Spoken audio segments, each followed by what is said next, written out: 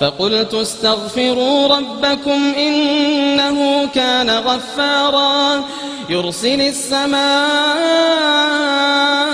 عليكم مدرارا ويمددكم بأموال وبنين ويجعل لكم جنات ويجعل لكم أنهارا ما لكم لا ترجون لله وقارا وقد خلقكم أطوارا ألم تروا كيف خلق الله 7 سماوات